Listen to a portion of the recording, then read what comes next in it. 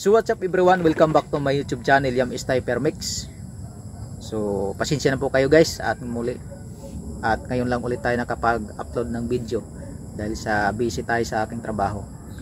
So yan, i-update ko kayo guys sa aking laruan.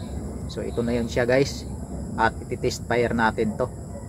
At kung bago ka pa lang sa aking munting channel, please like and subscribe para updated ka lagi sa aking mga video na ina-upload. So sa aking mga subscribers dyan na walang sawang sumusuporta at sumusubaybay sa aking mumunting channel, maraming salamat sa inyong lahat guys, sa inyong patuloy na pagsuporta at panonood sa aking mga video. At sa aking mga silent viewers dyan, maraming salamat sa inyong lahat. So kung bago ka pa lang sa aking mumunting channel at na panood mo to at nagustuhan mo ang aking video, please like and subscribe at pakipindot mo na rin ang notification bell dyan sa bandang kanan para updated ka palagi sa aking mga video na ina-upload.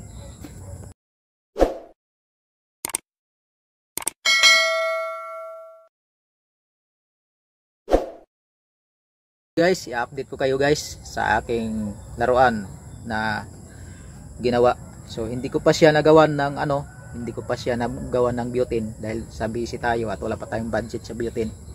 So ito lang muna ang aking ginawa.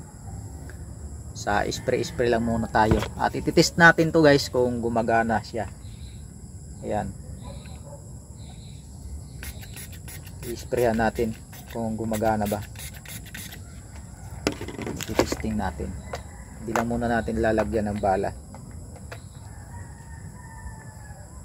So aayusin din natin to sa susunod na mga araw habang wala pa tayong pasok.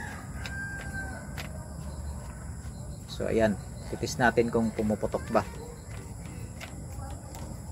Medyo madilim na dito sa area ko.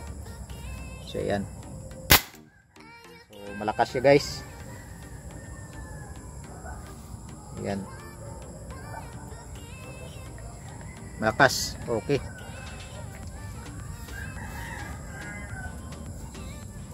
So yan, na testing natin, malakas.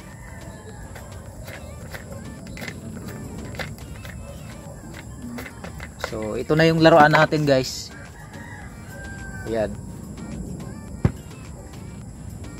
hindi natin magawa ng butane dahil busy tayo sa trabaho. Hindi siya slide barrel, pero natatanggal yung mga nito guys, yung mga wire niya dito dahil nilagyan ko dito ng So hindi naman siya nakadugtong talaga doon, nakapulupot, nakaganon lang siya na magkapatong para in case na tatanggalin natin to dahil retractable ito guys, mabilis lang tong makakalas at may lalagay natin sa lalagyan kung ita-travel natin. So yan, at nakakalas din to guys yung barrel niya. Yan, nakakalas yung barrel niya guys. Kaya pwede natin to gawin, pwede natin to dalhin kung saan saan. Yan, at natatanggal yung niya, tangke, dahil may thread yan dito guys. Pag kinalas natin yung wiring, makakalas siya at matatanggal. So yan, hanggang dito na lang at maraming salamat sa inyong panonood. Medyo madilim na. At maraming salamat sa inyong panonood sa aking mumunting channel. At God bless sa inyong lahat. Ingat po kayo palagi.